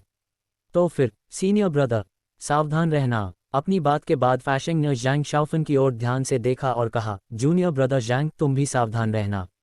ज़ैंग शाओफन थोड़ा हैरान हुआ। जाहिर है कि उसे उम्मीद नहीं थी कि फैशिंग विशेष रूप से उससे बात करेगा। ओह सीनियर ब्रदर फैशिंग, आप दोनों भी सावधान रहना, ज़ैंग शाओफन ने होश में आते हुए जल्दी से फैशिंग और दूसरे व्यक्ति से कहा। शानदार! फैशिंग के चेहरे पर मुस्कान आ गई। वे चारों मुड़े और दाईं ओर के रास्ते की ओर चल दिए। हम भी अंदर चलते हैं। जी चैंगफेंग ने ची हाओ और अन्य लोगों की ओर देखा। सबने सहमति में सिर हिलाया। स्विश! जी चैंगफेंग ने हाथ लहराकर ले मिरर निकाला। हालांकि उसके वर्तमान कल्टिवेशन स्तर के साथ उसे किसी खतरे का डर नहीं था, फिर भी सतर्क रहना हमेशा बुद्धिमानी होती है। भले ही उसे ज़रूरत न हो, लेकिन लू ज़ूकी और अन्य लोगों को ले मिरर की सुरक्षा की आवश्यकता होगी। गुफा की गहराइयों की ओर बढ़ते हुए ले मिरर से निकलने वाली रोशनी की मदद से सभी लोग बमुश्किल अपने आसपास देख पा रहे थे। वुश! तभी अंधेरे में अचानक एक आकृति पलक झपकते ही गुजर गई। जी चैंगफेंग ने अपनी तलवार निकाली और बिना किसी हिचकिचाहट के हमला कर दिया। बूम! एक विशाल स्वॉर्ड प्रकट हुई। अगले ही पल पूरी गुफा में एक चीख गूंज उठी। साथ ही कई और आवाजें आईं। क्या ये जिंग लाओ सन है? धिक्कार है, दुश्मन बहुत शक्तिशाली है, मदद बुलाओ। कुछ लोग तेजी से गुफा की गहराई की ओर भागे। जी चैंगफेंग ने उनका पीछा करने के बजाय शांति से अपने सिर के ऊपर चमकते ले मिरर के साथ आगे बढ़ना जारी रखा। रास्ते के एक मोड़ पर जी चैंगफेंग और अन्य लोगों ने एक लाश देखी। मरने वाले की छाती पर तलवार का गहरा घाव था। जाहिर है कि यह वही व्यक्ति था जो अभी चिल्लाया था। जिंग लाओ सन, 1000 पॉइजन सेक्ट के वैम्पायर ओल्ड डेमन का डिसाइपल। जी चैंगफेंग ने लाश की ओर उदासीनता से देखा और लू ज़ूकी तथा अन्य लोगों को गुफा की गहराइयों की ओर ले जाना जारी रखा। चारों का समूह रास्ते के अंत तक पहुंचा, जहां अचानक जगह बहुत खुली और विस्तृत हो गई। आगे देखने पर गुफा के अंदर एक रसातल अबिस दिखाई दिया। उसके किनारे पर एक विशाल पत्थर था जिस पर लाल अक्षरों में लिखा था, ओलू रू ओकुरुमु, अबिस ऑफ डेड सोल्स। वहां 5 लोग खड़े थे। ब्लड रिफाइनिंग हॉल के छोटे गुंडे वैसिकोपिक डाउस्ट और ल्यू हाउ के अलावा वहां ब्लड रिफाइनिंग हॉल का वर्तमान प्रमुख याजली नायन एल्डर नायन भी मौजूद था। उसके पास एक अत्यंत आकर्षक सुंदरी और एक पीले चेहरे वाला युवक खड़ा था। वैसिकोपिक, ल्यू हाउ, ये सब क्या हो रहा है? किंगयून सेक्ट के इन कुछ युवा डिसाइपल्स की वजह से तुम्हारी यह हालत कैसे हो गई? एल्डर नायन के चेहरे पर नाराजगी थी। उसने जी चैंगफेंग और अन्य लोगों पर एक नज़र डाली, लेकिन उन्हें गंभीरता से नहीं लिया। उसके लिए वे सब बस बच्चे थे। वैसिकोपिक, जिंग लाओ सन कहाँ है? सुंदर महिला ने अचानक कुछ महसूस किया और जल्दी से उनसे पूछा। ये सुनकर वैसिकोपिक डाउस्ट ने डरते हुए जी चैंगफेंग की ओर इशारा किया और कहा, उसे इस लड़के ने मार दिया। क्या? एल्डर नायन सदमे में आ गया। जिंग लाओ सन वैम्पायर ओल्ड डेमन का शिष्य था। अब जब वह ब्लड रिफाइनिंग हॉल के क्षेत्र में मारा गया है तो वह दानव उन्हें जिम्मेदार ठहरा सकता था।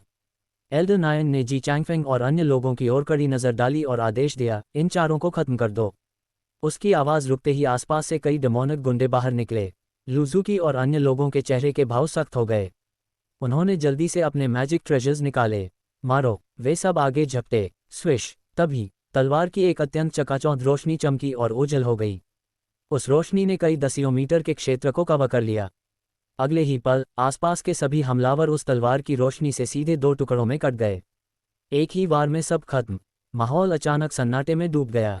एल्डर नायन और ब्लड रिफाइनिंग हॉल के उच्च अधिकारियों ने अविश्वास के साथ जी चैंगफेंग को देखा। एक ही वार में इतने लोगों को मार दिया। इस व्यक्ति को मुझ पर छोड़ दो। तुम जाओ और बाकी तीनों को संभालो। एल्डर नायन ने भारी स्वर में कहा। एक डेमोनिक सेक्ट के नेता के रूप में उसकी शक्ति शैंकिंग रेल्म के बहुत करीब थी। लेकिन क्या ये काफ़ी था? जी चैंगफेंग ने हाथ लहराकर चीहाओ और अन्य लोगों को दुश्मन से लड़ने का इशारा किया और खुद एल्डर नायन की ओर देखा। एक वार, 1 हमला। जी चैंगफेंग ने शांति से ये 2 शब्द कहे। सफ़ेद कपड़ों में, एक हाथ अपनी कमर पर बंधी डिवाइन स्वॉर्ड पर रखे, उसने उदासीनता से देखते हुए कहा, तुम्हें मारने के लिए मुझे केवल एक ही वार की ज़रूरत है। Jade dynasty, my understanding is against the sky, and the sword opens the gate of heaven. Chapter 56, Fengyu Ancestor. He has already invited death. शुरुआत में एल्डर नायन थोड़ा हैरान रह गया था।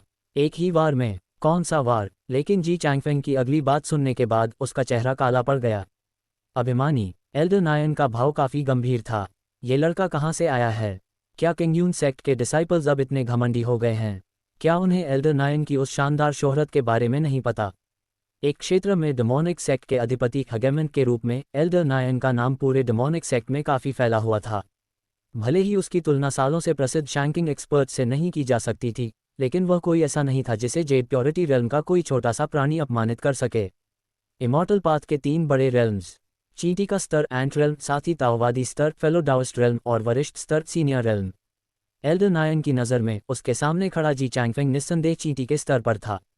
वह बस एक चींटी थी जो सीनियर रेल्म के एक शक्तिशाली व्यक्ति के सामने इतनी ढिठाई दिखाने की हिम्मत कर रही थी।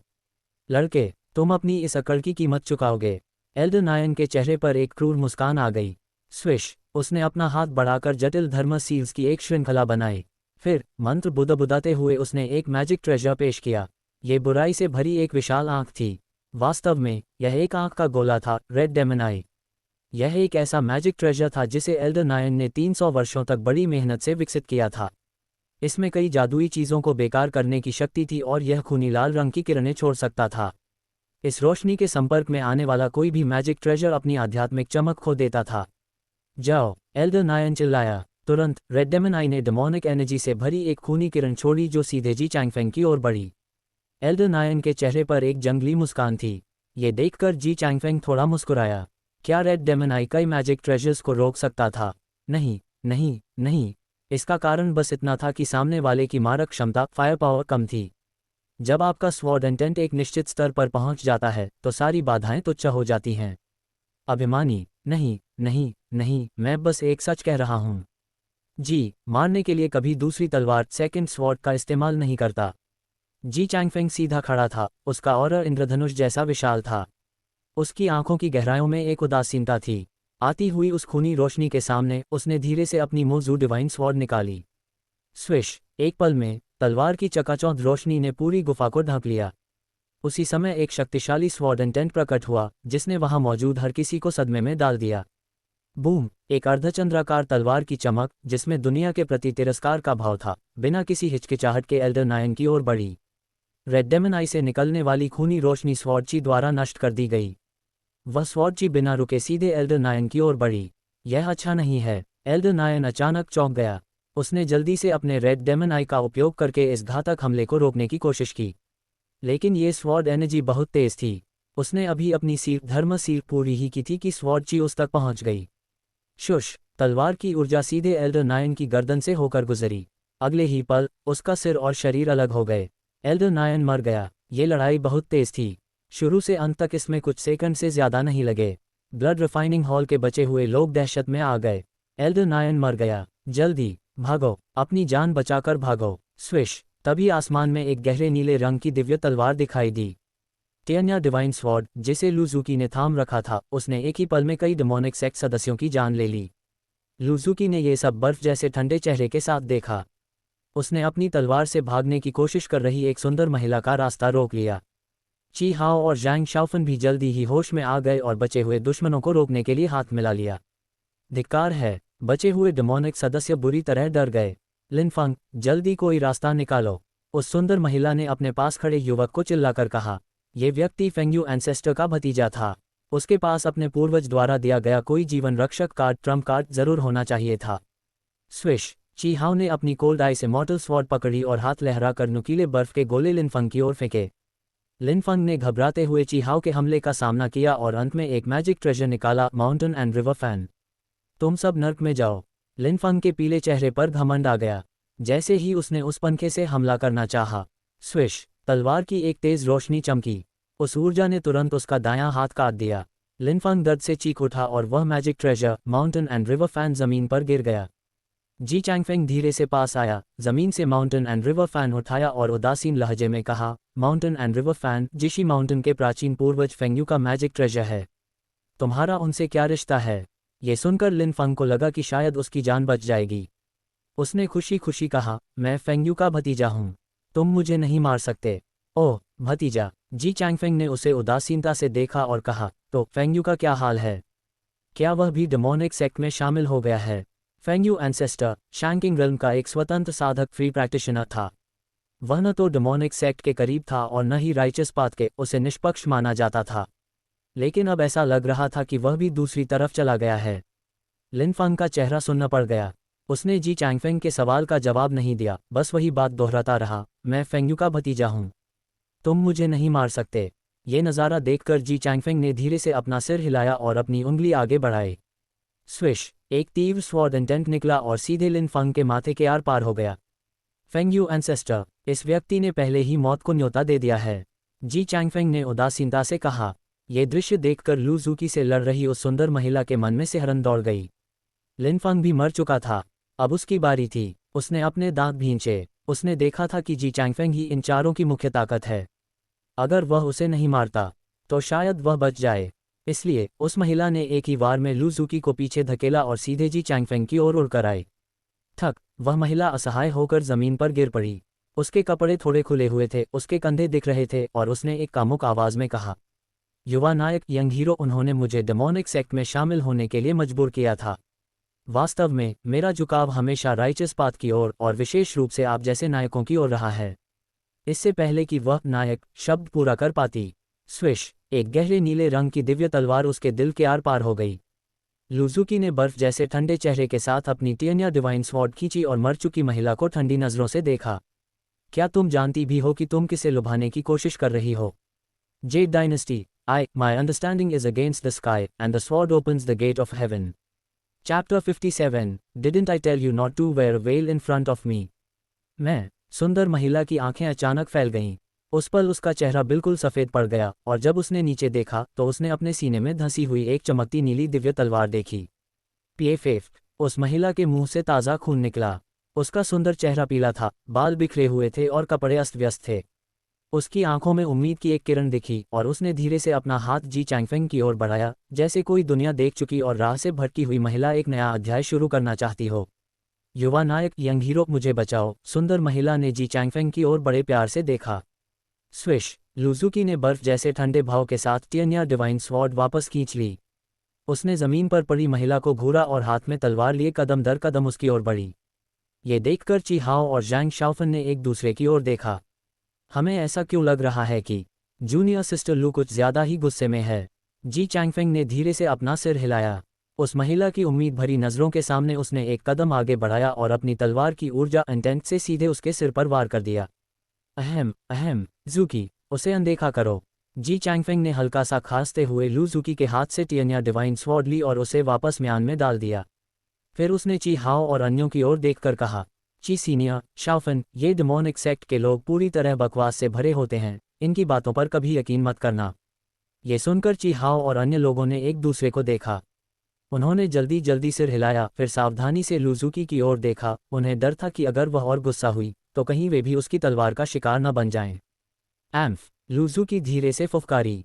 उसने जमीन पर पड़ी लाश को देखा, फिर सामने खड़े जी चैंगफेंग को, और अंत में कुछ नहीं कहा। इस समय गुफा लाशों से भरी थी। ब्लड रिफाइनिंग हॉल के बचे हुए सभी सदस्य मारे जा चुके थे। ब्लड रिफाइनिंग हॉल के दो छोटे गुंडे वैसी कोपिक डाउस्ट और ल्यू हाओ भी ची हाओ और जैंग शाओफन द्वारा मारे गए थे। इस प्रकार ब्लड रिफाइनिंग हॉल पूरी तरह नष्ट माना जा सकता था।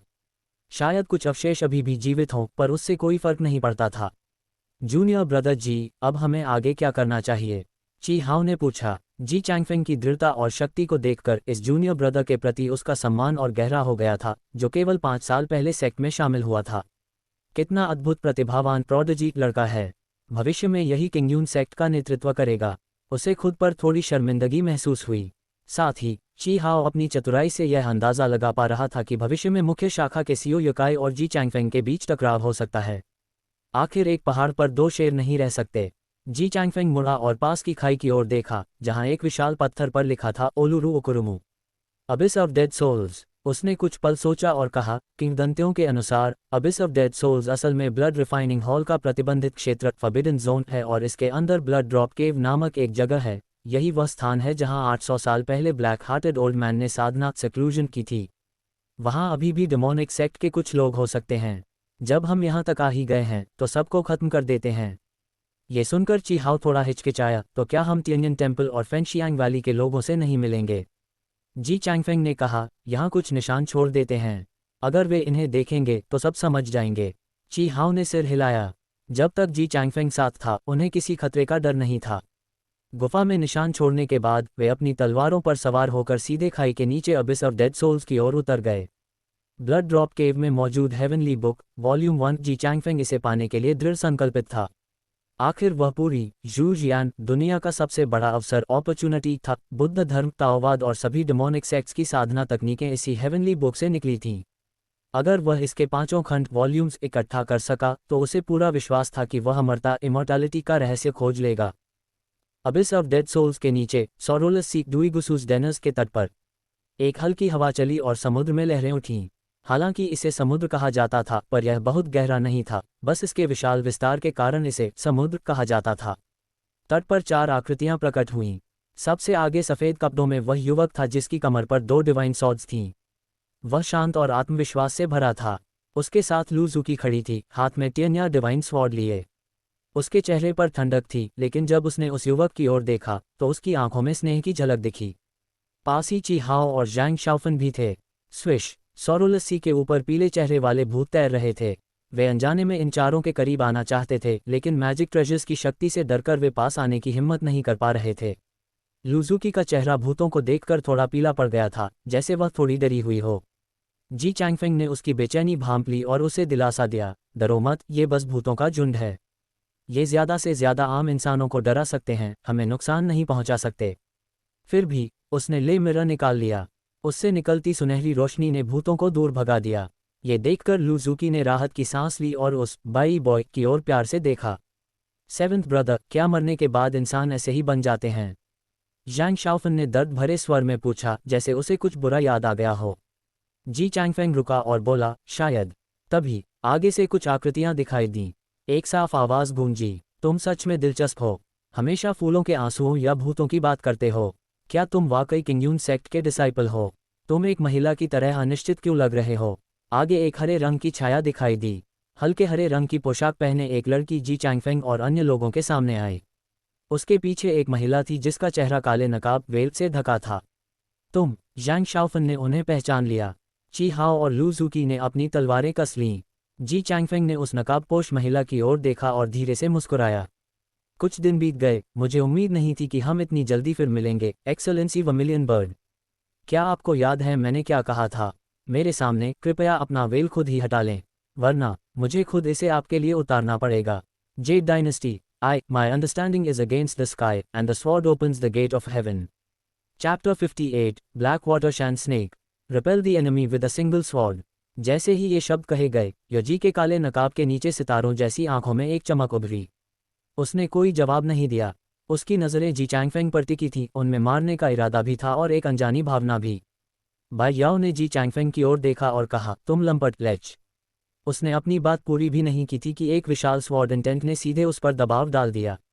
लंपट, युवा महिला, आप जो चाहें खा सकती हैं, पर जो चाहें बोल नहीं सकती।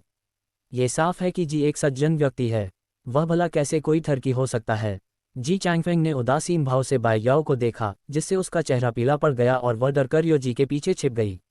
जूनियर ब्रदर जी, ये लोग कौन हैं? ची हाओ ने धीमी आवाज में पूछा। जी चैंगफेंग ने सहजता से बताया, हरे कपड़ों वाली लड़की गोस्ट किंग सेक्ट की यंग सेक्ट लीडर है। और काले कपड़ों वाली महिला, वह 4 ग्रेट होली मैसेंजर्स में से एक है, जिसे वर्मिलियन बर्ड योजी के नाम से जाना जाता है। वह 300 साल पहले एक शैंकिंग एक्सपर्ट के रूप में प्रसिद्ध हुई थी। ये सुनते ही ची हाओ और अन्य दो के चेहरे का रंग उड़ गया। 300 साल पहले का एक्सपर्ट, इसका मतलब क्या वह एक पीक मास्टर जितनी शक्तिशाली है? योजी की आवाज़ में एक ठंडक थी, क्या तुम भी ब्लड ड्रॉप केव के लिए यहाँ आए हो? ची हाओ और अन्य लोगों ने एक दूसरे को देखा। उन्होंने जी चैंगफेंग को इसके बारे में केवल एक बार बात करते सुना था। वे बस इतना जानते थे कि यह ब्लैक हार्टेड ओल्ड मैन का साधना स्थल था। जी चैंगफेंग ने शांति से योजी की ओर देखा और कहा, अगर लड़ना है तो लड़ो। इतनी बातें क्यों? इसके साथ ही उसने slays the dragon slaying sword निकाली।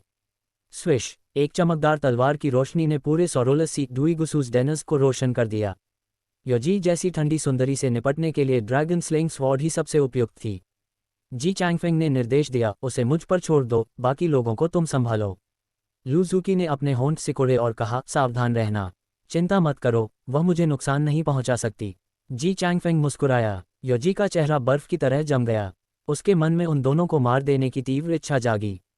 उसने अपने हाथ में वर्मिलियन बर्ड सील लिया और जी चैंगफेंग पर हमला कर दिया। सील से आग की लपटें निकलीं, जिसे जी चैंगफेंग ने अपनी तलवार के एक ही वार से काट दिया। दूसरी ओर ज़ैंग शाओफन ने अपने बर्निंग स्टिक मॉर्टल फायर स्टिक के साथ हमला किया। लूज़ूकी को यह देखकर थोड़ा आश्चर्य हुआ, पर वह गोस्ट किंग सेक्ट के अन्य डिसाइपल से निपटने लगी। उसका स्वॉर्ड इंटेंट भी जी चैंगफेंग की तरह ही 2 आर्म्ड ग्रीन स्नेक जैसा शक्तिशाली था। ची हाओ भी अन्य दुश्मनों से निपटने लगा। ज़ैंग शाओफन का सामना बाई याओ के magic treasure sorrowful flower sad flower से हुआ। अपनी जादुई शक्ति के बावजूद वह फूल बर्निंग स्टिक के सामने टिक नहीं सका और हवा में उछल गया। तुम कौन सा मैजिक ट्रेजर इस्तेमाल कर रहे हो? यह एक जलती हुई छड़ी जैसा दिखता है, फिर भी मेरे फूल से ज़्यादा शक्तिशाली कैसे है? बाई याओ ने हैरानी से पूछा। इससे तुम्हें कोई मतलब नहीं, ज़ैंग शाओफन ने रूखा जवाब दिया। लड़ाई के बीच जी चैंगफेंग ने योजी को पूरी तरह से दबा दिया था। स्विश, तभी एक तेज वार के साथ जी चैंगफेंग ने योजी के चेहरे का नकाब वेल काट दिया। हा, एक्सेलेंसी वर्मिलियन बर्ड, चूंकि आपको मेरी बात याद नहीं थी तो मुझे आपकी मदद करनी पड़ी। जी चैंगफेंग ने गिरता हुआ नकाब पकड़ लिया। नकाब हटने पर योजी का निष्कलंक और सुंदर चेहरा सामने आ गया। वह गुस्से और घबराहट में अपना चेहरा छिपाने की कोशिश करने लगी। स्प्लैश! तभी समुद्र की गहराइयों से पानी की तेज आवाज आई। सब रुक गए और अंधेरे की ओर देखने लगे। वहां दो विशाल लाल लालटेन जैसी आंखें चमक रही थीं। वे आंखें नहीं, बल्कि एक विशाल सांप की आंखें थीं। 10 मीटर लंबा ब्लैक वाटर शैंड स्नेक करासुकरा यिलानी सबके सामने प्रकट हुआ। ब्लैक वाटर शैंड स्नेक, क्या यह अभी तक मरा नहीं? योजी चिल्लाए। सबको लगा था कि सालों पहले यह अपने दुश्मन येलो बर्ड से लड़ते हुए मर गया था। सांप ने फुफकार छोड़ी। योजी ने चिल्लाकर कहा, हिलना मत। डर के मारे कोई अपनी जगह से नहीं हिला। तभी जी चैंगफेंग ने गौर किया कि सांप की गर्दन के पास 7 इंच वाले स्थान पर एक गहरा घाव था जो अभी तक भरा नहीं था। वह अभी भी गंभीर रूप से घायल था। यही मौका था। सांप का शरीर शैंकिंग पीक की ताकत के बराबर था और उसे रोकना मुश्किल होता। जी चैंगफेंग ने अपनी ड्रैगन स्लेइंग स्वॉर्ड उठाई और सांप के उसी घाव पर जोरदार प्रहार किया। बूम! एक प्रचंड स्वॉर्ड इंटेंट फूटा। आकाश और पृथ्वी की न्यायपूर्ण ऊर्जा शाश्वत है। मेरा उद्देश्य अमरों को मारना नहीं, बल्कि राक्षसों और देवताओं का संहार करना है। जी चैंगफेंग की तलवार सीधे सांप के मर्म स्थल पर जा लगी। Z dynasty, my understanding is against the sky, and the sword opens the gate of heaven. Chapter 59, by Yao, I will never forget this figure. Boom! जैसे ही जी चैंगफेंग की साफ आवाज गूंजी, अचानक एक विशाल स्वॉर्ड इंटेंट आकाश की ओर उठा और सीधे बादलों के पार पहुंच गया। बूम! उस पल पूरा सोरोलिस सीक डुइगुसूस डेनस इस स्वॉर्ड इंटेंट के सामने जैसे थमसा गया। हवाएं तेज हो गईं और लहरें ऊंचाइयों को छूने लगीं। TISS! Black water sand snake करासुकरा यिलानी की जंगली आंखों ने तुरंत जी चैंगफेंग को ताक लिया। जैसे ही उसने उस स्वॉर्ड इंटेंट को महसूस किया, वह सतर्क हो गया। आखिर वह हजारों सालों से जीवित एक प्राचीन जंगली जानवर था, खतरे को भांपने में वह माहिर था। उस प्रचंड ऊर्जा को महसूस कर सांप ने तुरंत निर्णय लिया, ये वह अस्तित्व है जो उसे चुनौती दे सकता है। टिस! सांप ने जी चैंगफेंग पर फुफकार छोड़ी और अपनी विशाल पूंछ को बेरहमी से उसकी ओर घुमाया। स्विश! हवा में पूंछ के घूमने से धमाके जैसी आवाजें सुनाई दे रही थीं। अगर यह पूंछ किसी इंसान को लग जाती, चाहे वह यूचिंग स्तर का हो या शैंकिंग, उसका बचना नामुमकिन था। इस दृश्य को देखकर जी चैंगफेंग बिल्कुल विचलित नहीं हुआ।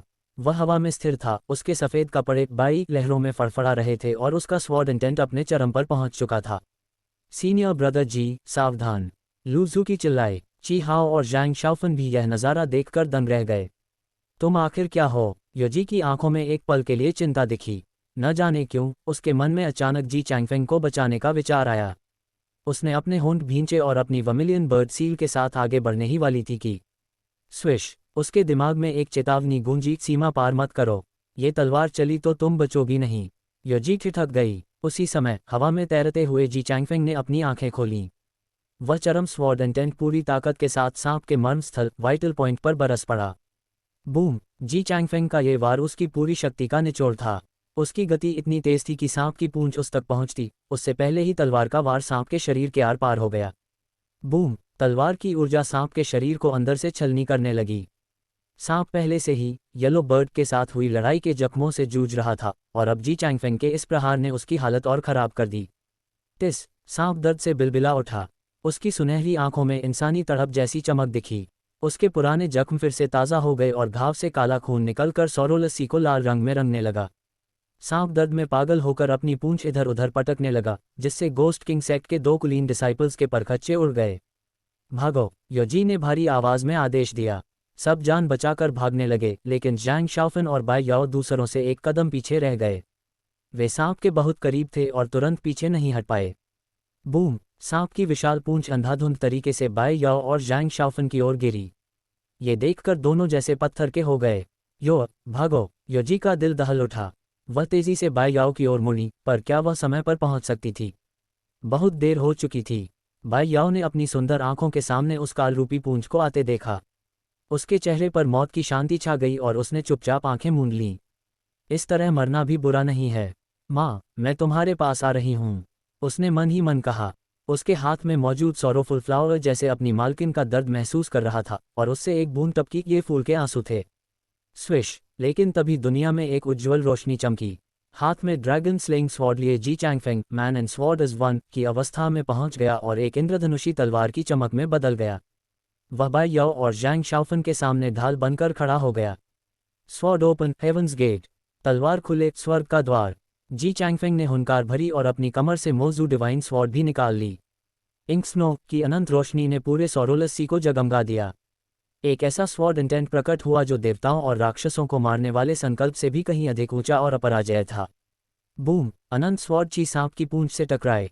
धमाके की आवाज़ सुनकर बाय याओ ने अपनी आंखें खोली और सामने खड़े उस सफ़ेद कपड़ों वाले युवक को देखकर जैसे सुन्न पड़ गई। वह लड़की अपने सौरोफुल फ्लावर को थामे उस बाई बॉय को एकटक देखती रही। उसकी माँ के अलावा आज तक किसी ने उसके लिए अपनी जान जोखिम में नहीं डाली थी। भले ही वह वहाँ संयोगवश थी, पर उसने उसकी जान बचाई थी। उसे वह दिन याद आ गया जब उसकी माँ ने उसे गुफा में बचाने के लिए अपना मांस काट दिया था। आज जी चैंगफेंग ने उसके लिए सांप का सामना किया। वह इस दृश्य को अपनी यादों में हमेशा के लिए कैद कर चुकी थी। बूम! तलवार की ऊर्जा और सांप की पूंछ की टक्कर से एक जबरदस्त शॉकवेव पैदा हुई। जी चैंगफेंग ने पीछे मुड़कर उन दोनों को डांटा, तुम भाग क्यों नहीं रहे हो? आह! हाँ! ज़ैंग शाओफन होश में आया। बाई याओ ने भी जल्दी से अपने फूल की शक्ति सक्रिय की, लेकिन सांप पूरी तरह पागल हो चुका था। जी चैंगफेंग के 2 हमलों ने उसे असहनीय दर्द दिया था। वह इस 2 पैरों वाले जीव को कुचल देना चाहता था। उसने एक और भयानक फुफकार छोड़ी। जी चैंगफेंग तेजी से हवा में और ऊपर उठ गया, क्योंकि सांप उड़ नहीं सकता था। लेकिन सांप के आगे बढ़ने से समुद्र में जो विशाल लहरें उठी, वे बाय याओ और ज़ैंग शाओफन को बहा ले गईं। वे दोनों सीधे समुद्र की गहराइयों में समा गए। बाय याओ योजी की आंखों में गहरी चिंता उतर आई। नोट: अगले अध्याय में बाय याओ के साथ एक और मोड़। पढ़ते रहें। Z dynasty. My understanding is against the sky, and the sword opens the gate of heaven. Chapter 60. That figure in white. A young girl's stirring heart. Who? जी चैंगफेंग धीरे धीरे सांस ले रहा था। लगातार 2 बार पूरी शक्ति से किए गए हमलों ने उसकी मैजिक पावर को लगभग पूरी तरह खत्म कर दिया था। तभी उसे अचानक अपने पीछे एक कोमल और नाजुक शरीर का स्पर्श महसूस हुआ। सीनियर ब्रदर जी, क्या आप ठीक हैं? लूजुकी की ठंडी आवाज़ में चिंता का स्वर था। वह उसके पास आए, उसका हाथ थामने के लिए अपना हाथ आगे बढ़ाया। उसका शरीर जी चैंगफेंग के शरीर से सटा हुआ था, ताकि वह उस पर झुककर थोड़ा आराम कर सके। मैं ठीक हूँ। जी चैंगफेंग ने धीरे से सिर हिलाया। शक्ति के अत्यधिक उपयोग के कारण वह बस थक गया था, उसे कोई गंभीर चोट नहीं आई थी। ये देखकर लूजुकी ने राहत की सांस ली। पास ही खड़े ची हाओ ने भी चैन की सांस ली। लेकिन जल्द ही जब उसने दूर तक देखा जहां ज़ैंग शाओफन का कोई नामो निशान नहीं था, तो उसके चेहरे पर फिर से चिंता की लकीरें उभर आईं। जूनियर ब्रदर जी, जूनियर ब्रदर ज़ैंग, तो चिंता मत करो, शाओफन ठीक होगा। जी चैंगफेंग ने धीरे से हाथ लहराया। उसे उम्मीद नहीं थी कि ब्लैक वाटर शैंड स्नेक करासू करा यिलानी ऐसा पलटवार करेगा। वास्तव में वह प्राचीन जंगली जानवर अपने नाम के लायक ही था। जी चैंगफेंग ने लूजुकी का सहारा लिया और नीचे की ओर देखा। सांप अपनी विशाल देह सीधी किए अपनी सुनहरी आंखों से उन्हें घूर रहा था। वह मजबूर था, क्योंकि वह उड़ नहीं सकता था, अन्यथा पासा कुछ और होता। टिस! सांप ने एक आखिरी फुफकार छोड़ी और अनिच्छा से मुड़कर सौरोलसी डुईगुसूस डेनस की गहराइयों में ओझल हो गया। योजी वर्मिलियन बर्ड व्याकुल थी, लेकिन उसने तुरंत नीचे उतरने की हिम्मत नहीं की। कौन जानता था कि सांप वास्तव में चला गया है या कहीं छिपकर शिकार का इंतजार कर रहा है। लगभग आधे घंटे तक हवा में इंतजार करने के बाद जब उन्हें यकीन हो गया कि सांप चला गया है, तब वे नीचे उतरे। स्विश! जैसे ही वे जमीन पर उतरे, योजी ने जी चैंगफेंग की ओर ठंडी नजरों से देखा। ये देखकर लूजुकी और ची हाओ ने तुरंत अपने मैजिक ट्रेजर्स निकाल लिए। एम्फ! योजी ठंडी आवाज में फुफकारी। उसके स्वर में बर्फ जैसी ठंडक थी, पर भावनाओं का एक अनजाना ज्वार भी था। चूंकि तुमने युवा को पहले बचाया था, इसलिए इस बार मैं तुम्हारी जान बख्शती हूँ। ये सुनकर जी चैंगफेंग मुस्कुराया। मेरी जान बख्शती हो? सच में? क्या उसे वाकई लगा कि वह अब कमज़ोर पड़ गया है? हालांकि उसकी शक्ति कम थी, पर योजी से निपटने के लिए काफ़ी थी। वैसे भी ये बात तो उसे कहनी चाहिए थी, क्योंकि उसने योजी से लड़ते वक्त बहुत संयम होल्ड बैक बरता था। जी चैंगफेंग ने उसकी ओर एक उपहासपूर्ण सार्कास्टिक नज़र डाली। योजी ने उसकी नज़रों को महसूस किया और चिढ़ गई। वह जानती थी कि वह सच कह रहा है, पर वह हार कैसे मान सकती थी। उसने एक आखिरी बार उसे घूरा और तुरंत वहां से हटकर बाय याओ को खोजने लगी। चलो चलें, जी चैंगफेंग ने कहा, हम शाओफन को ढूंढेंगे। ब्लड ड्रॉप केव के अंदर ज़ैंग शाओफन होश में आया तो उसने खुद को पूरी तरह अंधेरे में पाया। जाग गए, एक शांत आवाज़ सुनाई दी। कौन? वह आवाज़ उसे जानी पहचानी लगी। अंधेरे में आंखें जमने के बाद उसने एक कोने में एक आकृति देखी। हरे रंग के कपड़े, ग्रीन रोब पहने वह लड़की अपने घुटनों को बांधे शून्य में ताक रही थी। तुम? ज़ैंग शाओफन सतर्क हुआ और अपनी बर्निंग स्टिक मॉर्टल फायर स्टिक को पास पाकर उसने राहत महसूस की। बाय याओ ने उसकी ओर नहीं देखा। वह बस गुफा के बंद दरवाजे को देख रही थी। एक लंबी खामोशी के बाद उसे अचानक वह सफ़ेद कपड़ों वाला युवक याद आया जिसने अपनी जान दांव पर लगाकर उसे बचाया था। हे, तुम्हारा नाम क्या है? बाई याओ ने पूछा। असल में वह जी चैंगफेंग के बारे में जानना चाहती थी, पर फिलहाल उसके पास सिर्फ ज़ैंग शाओफन ही जानकारी का स्रोत था। बाई याओ की बातों पर ज़ैंग शाओफन ने कोई जवाब नहीं दिया और बाहर निकलने का रास्ता खोजने लगा। लड़की ने शांति से कहा, हार मान लो, ये गुफा पूरी तरह सील है, हम बाहर नहीं जा सकते। ज़ैंग शाओफन चुपचाप जमीन पर बैठ गया। उसे डर नहीं लग रहा था, क्योंकि उसे विश्वास था कि उसका सेवेंथ ब्रदर उसे बचाने जरूर आएगा। तुम डरे हुए नहीं लग रहे?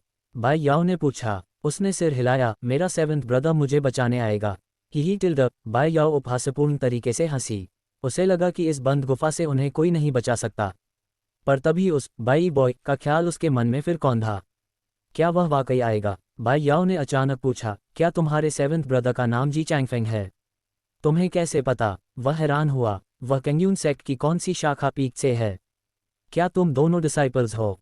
तुम्हें इससे क्या मतलब? वह चुप रहा, लेकिन बाई याओ के अगले शब्द उसे सोचने पर मजबूर कर गए। क्या मतलब नहीं है? उसने मुझे सांप से बचाया था, क्या मैं अपने रक्षक बेनिफैक्टर के बारे में नहीं जान सकती? उसने हिचकिचाते हुए कहा, मेरा सेवेंथ ब्रदर और मैं दोनों डाजू पीक के डिसाइपल्स हैं। डाजू पीक, हम। बाई याओ ने सोचा, और वह कैसा इंसान है? सेवेंथ ब्रदर बहुत अच्छे इंसान हैं। उन्होंने मेरी बहुत मदद की, मुझे कल्टिवेशन सिखाया, जीवन के सिद्धांत सिखाए और उन्होंने ये भी बताया कि गुफा में बातें गूंजती रहीं। एक बोल रहा था, दूसरा सुन रहा था, पर हर वाक्य के केंद्र में एक ही नाम था, जी चैंगफेंग। बात करते करते ज़ैंग शाओफन को नींद आ गई। बाई याओ ने उसे देखा और मुस्कुराए, कितना बेफिक्र है। क्या तुम्हें वाकई लगता है कि वह तुम्हें बचाने आ सकता है? उसने अपना सिर गुफा की दीवार से टिका लिया और मौत का इंतजार करने लगी। उसे यकीन था कि कोई नहीं आएगा। वह शून्य में ताक रही थी कि तभी उसे गुफा के द्वार पर एक कंपन महसूस हुआ। क्या बाहर कोई है? उसकी आंखों में उम्मीद की किरण जागी।